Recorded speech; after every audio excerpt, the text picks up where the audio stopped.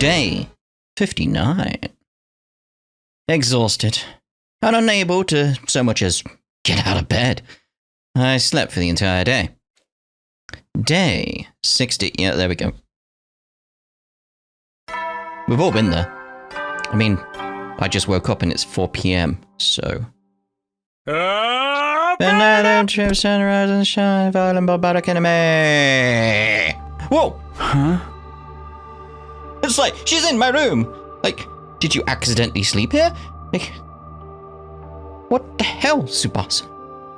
I see. So Nozomi's still asleep.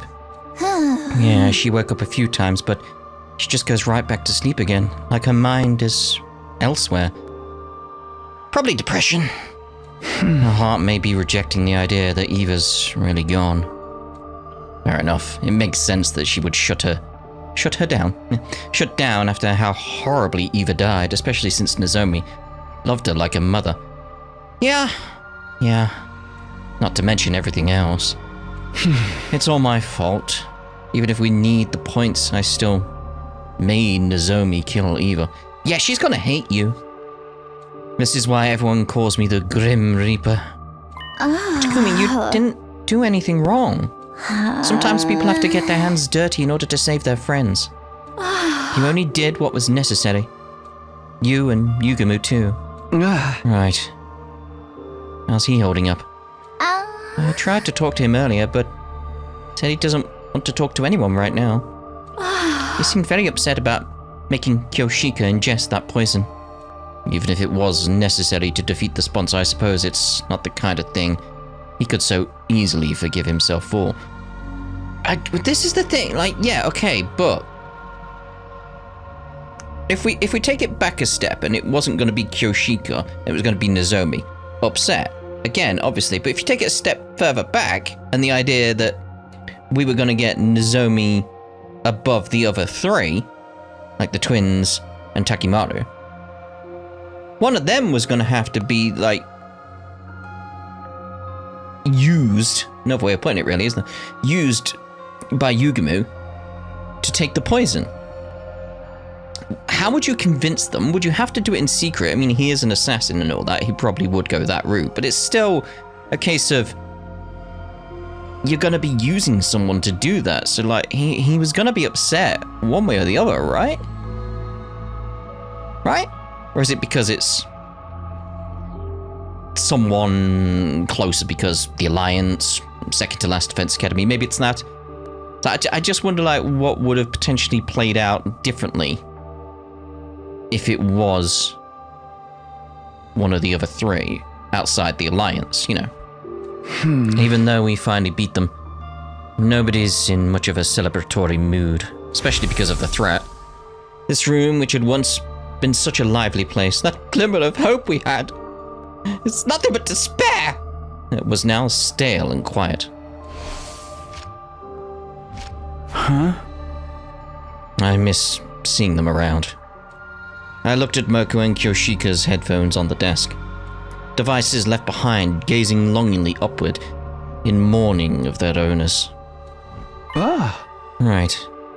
Speaking of devices left behind by their owners, suddenly I remembered the strange items she'd given me. Yeah, like, what are they? I mean, Tsubasa is the one who would probably know, yeah. Hey, Tsubasa, do you know what these are? These? They look like computer chips to me. Like, yeah, but are they compatible with our technology? If so, that raises questions. Eva gave them to me before she died and told me this. Decipher the red one once you return to the school. Give the blue one to the one whom it is due. Maybe her will is in here? Maybe it's an invader recording device? Then I might be able to extract the data from the PC in the war room. Let me borrow these. I'm going to try to analyze it ASAP. Because, yeah, if you can decipher it, that means your technology is compatible, or you've been at war with them for so long that you know how to decipher it. Not Tsubasa directly, like whoever made the school kind of thing.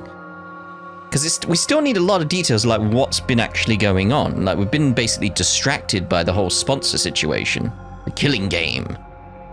The invader hunt. We've been distracted by it. It's like we're still no closer to understanding why we're here, what's going on, what's with the satellite, all these things.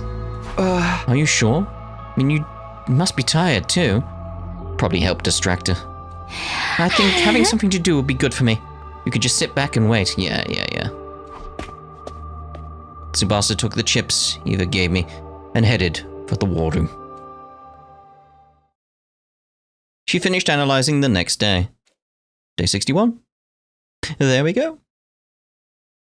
I don't mind this speed of like going through the days, where it's like there's a little scene explaining what's going on. Next day. It's like if it did every day, or at least, you know. Hold on. Hold on. I was gonna say like every day would be boring if it gave us free time every single day like that. And I was like, wait, that would have been a perfect time to have some free time. Even if we didn't go exploring. We could have been like, oh, while Tsubasa's going off sorting those chips, it'll take her the day. I'm just gonna go, you know, get prepared. That would have been nice. Game? This morning.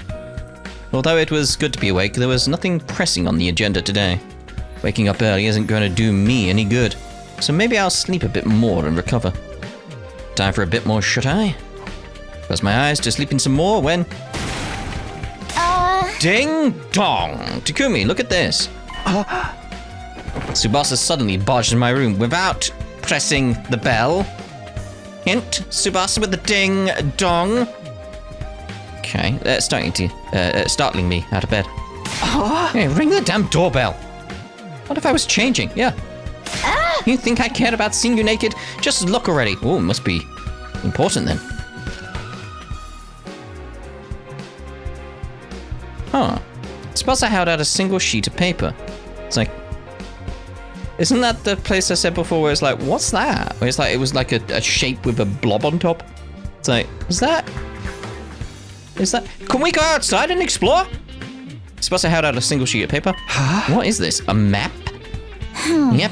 Analyzed the red chip and got this map out of it. Eva left this to you, Takumi. Eva, me? But why a map? She must be telling you to go to this spot here marked by a red dot. It's just like a treasure map. Maybe her memories are buried there. Mementos, not memories. If she gave it to you before she died, it's got to be something pretty important, that's for sure. Come on, Takumi. Let's go there. It's pretty far off, but if we use the bus, we can make it there and back again. A Hobbit's Tale by Bilbo Baggins before the day's over. Oh, yeah. We can do that for sure. But why are you in such a hurry? I mean, if we find Eva's mementos or something, it might get Nozomi back on her feet. Right. So that's why Tsubasa's so eager to go right now. She's doing it for Nozomi. She must have been analyzing the chip all night. Her eyes are bright red. Okay, it could be the rage virus. Okay, let's get going right away. And be careful of that. Although that happens in seconds, doesn't it? What, like 30 seconds? 28 days later, etc. The series. We stopped by the cafeteria for water and food, then made our way to the parking lot. To the car park! Are we ready to go? Then let's hit the road. A road trip to find Eva's keepsake. Is it just the two of us? We'll make it if we try? No exploring? We're just going straight there? Like, no! This is a chance to explore! No! No! No! We made our way to the destination with Tsubasa at the wheel. After driving for a while, I just realized the window's open. The neighbors may have heard me screaming no. We finally arrived at the place marked on the map. There we found... looks like a cave. Yeah, that's a cave, all right. So then, did Eva hide something in there? So, going back to points way in the past at this point, how do you know what a cave is? Like, there's several things you don't know about the world in general. Like, they didn't understand, like, Takumi didn't really know what the moon was, for instance. It's like, little things like that, like, didn't have an understanding. And like, I'm wondering, like, did you learn about caves? Or did you have a cave in the complex? You know, that kind of thing. Would have been interesting to know. So did Eva hide something in there? I think we have a clue. I think this is probably the safe house she was trying to head towards. I brought a light just in case so we can go in, but it's not rigged with traps, right? Come on. It's not some RPG dungeon. I don't know. You go first, Takumi, I'm scared. I'll be a few steps behind. Are you using me to see if it's safe? Yes, so what? You're a boy. Besides, you said before that you'd always protect me. Did we say that? Flashback. That includes you too, Tsubasa. Oh, okay. I'll protect you. For all the rest of our lives. Yeah, but... look what happened to Kyoshika, Takumi, so... that's true. But we should exercise.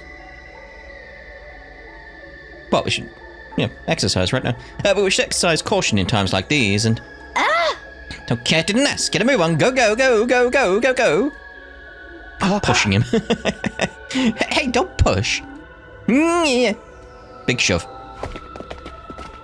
You know, what I would have loved at that point is a CG of her trying to push him, but she went rolling and rolled into the cave. Would have been a nice bit of levity at this point, although it is actually reminding me of a scene from Red Dwarf. That it's essentially like Red Dwarf is a sci-fi comedy, if you don't know. And it's a case of like, it's like a scene out of Alien where they're going onto this spaceship and they don't know what's on there, and then one of them points out, it's like, wait, the person who goes first usually gets killed. They're usually the one to die, so I'll stay at the back. And then someone points out, like, well, actually, usually it's the person at the back that gets killed. And then they're like, what do we do? And then the person who's worried about where they want to be positioned keeps circling the other one as they proceed onwards. Because they're like, I don't want to be at the front or the back, so I'll keep changing just in case. It's like, really? Anyway, which is this bit. Like, we jockeyed for position a bit as we stepped into the cavern. Thankfully, there weren't any traps inside, but... Takumi, look. What? Something far off, more surprising than any trap awaited us. We hurriedly transported it out of the cave. Them, more like? Her? Yep. A child? What's a kid doing here? Yeah, this is what I expected. It's like, this is going to be like the safe house. She's still warm. She's alive! Hey, are you okay? Are you hurt? The unconscious girl let out a groan in response to my desperate calls. Water? Water? She needs water! Wait, I'll get some from the bus. Tsubasa rushed back to the bus and returned with a bottle of water. I gently brought the bottle to the girl's mouth, getting her to drink a little at a time.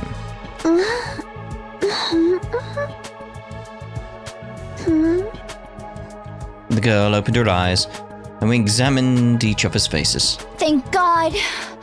She's awake. Are you all right? Are you hurt? I'm liking the color of the blue of this, what'd you say, dress? Garb? Not sure. But yeah, I like the color of the blue. You oaf! Oh.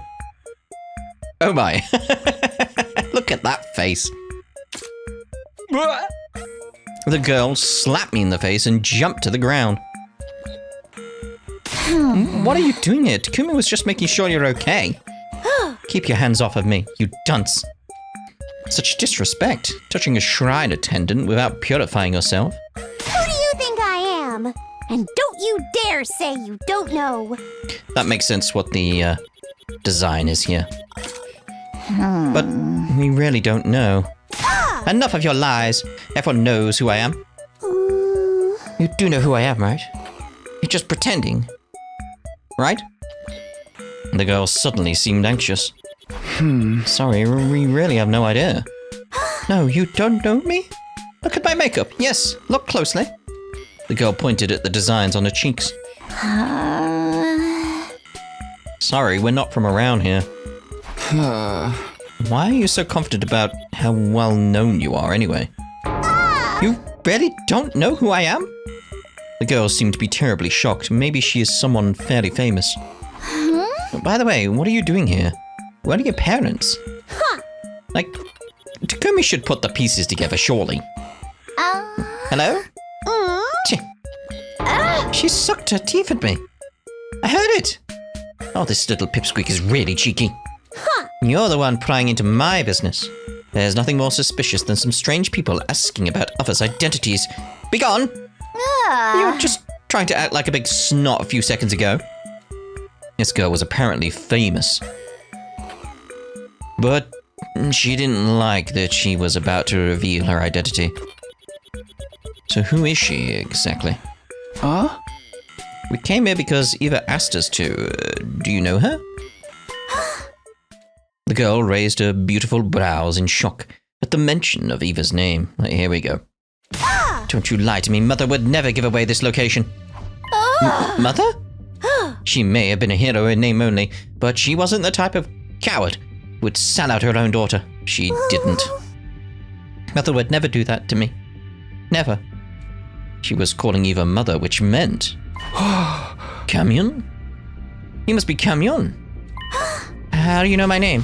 Thought you said you didn't know me. Eva mentioned you. You must be her adopted child. Biologically speaking, you're her niece, right? Who are you? Why do you know my family's secrets? You claim to know nothing, yet you know plenty.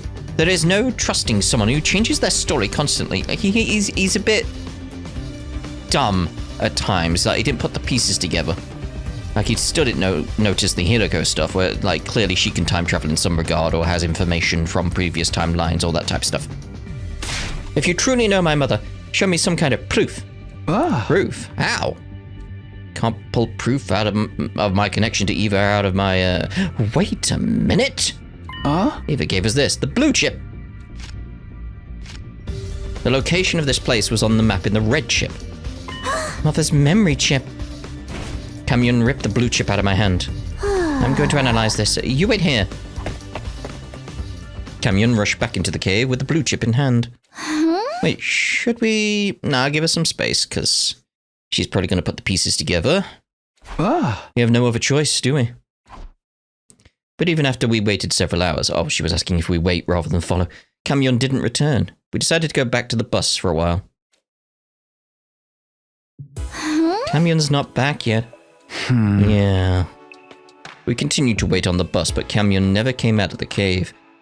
I'd very much at this point, like, after hours, I'd be like, just checking, being like, Kamyuhn? Kamyuhn? Is everything okay? It grew later and later into the night, and the inside of the bus turned chilly. The heating in this bus doesn't work so well. Maybe we have blankets or something? I'll check the back. I looked around the bus for something to protect us from the evening chill, but all I could find was a single blanket. Here, Tsubasa. You take it. But what about you? I'm fine. I can sleep on the seat with my jacket. That's not gonna keep you warm. You have to turn up the heater soon, too. What if we freeze to death? We bandied ideas back and forth until... Knock, knock. Oh. We ended up like this. This is definitely one way for us to keep warm, but it's sensible. Hey, Tsubasa. Are you okay with this? Not like I have much choice. I think it was sensible of him to ask, though. But I mean, we're a guy and a girl. For him to carry on, though, that's a bit stupid. No kidding, Captain Obvious. It's embarrassing for me too, you know. Right, sorry.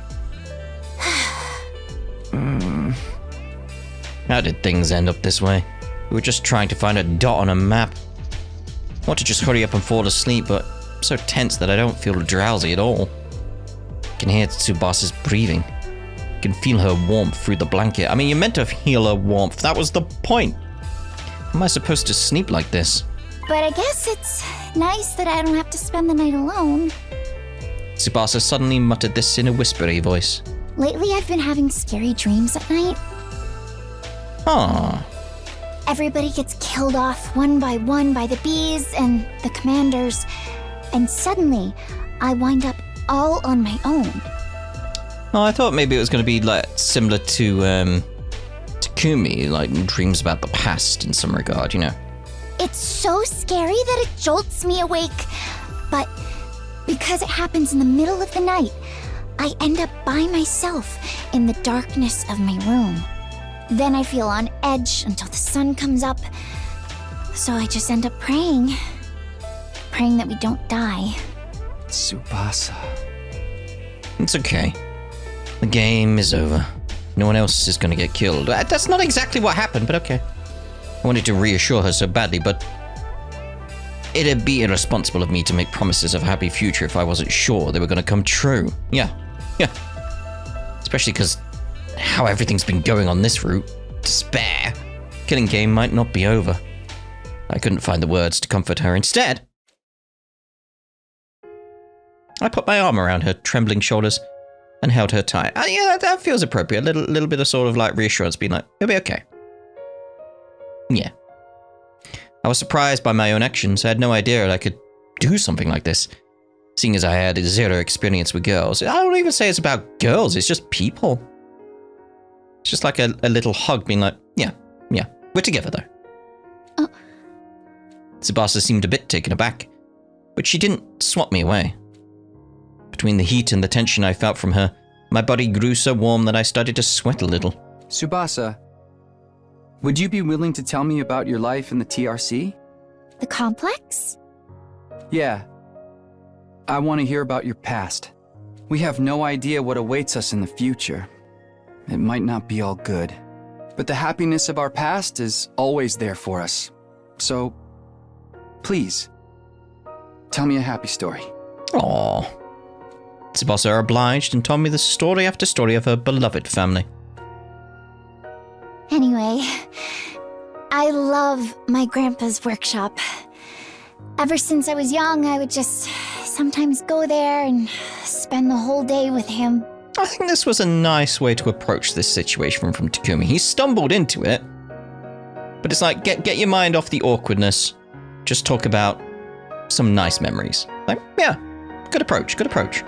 I'd copy him and mess around with the machines, pretending to be a mechanic. Lathing was my favorite. I'd hog the lathe for the whole day to perfect my projects. Tsubasa's face looked so innocent and joyful as she told me about her grandpa. As I closed my eyes and listened closely, I could practically feel the happiness as if it were my own. Okay, that's enough about me. Now tell me some stories from your past. Now that Tsubasa was done speaking, it was my turn. Recounting memories of the residential complex. Like, are you gonna mention the whole, like, I don't remember if he's mentioned it before. The, connection with Nozomi and Kuroa. Like, to any of them. Like, even if it's just like they look the same, not the whole thing we had at the end of the first 100 days. Memories of my mum, my dad, and Kuroa, who I spent so much time with that she was basically family anyway. At some point while we were trading stories, we ended up with huge smiles on our faces. Oh, look at that, is it adorable? Hey, when we get to the artificial satellite, you have to introduce me to your family. I want us to have dinner together. Yeah, of course. My mom would be thrilled if I brought a girl home. She'd fry up more chicken than you could eat. And you'd have to watch your nervous stomach. Right. I'll take some antiemetics before I arrive. You should come visit Grandpa too. He'd be so happy if you asked him how to use a 3D printer. Adorable.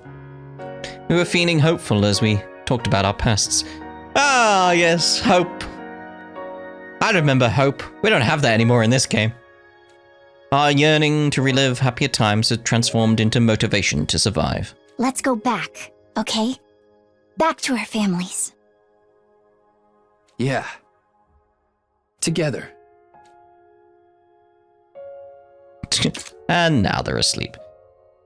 Tsubasa and I exchanged promises and fell asleep.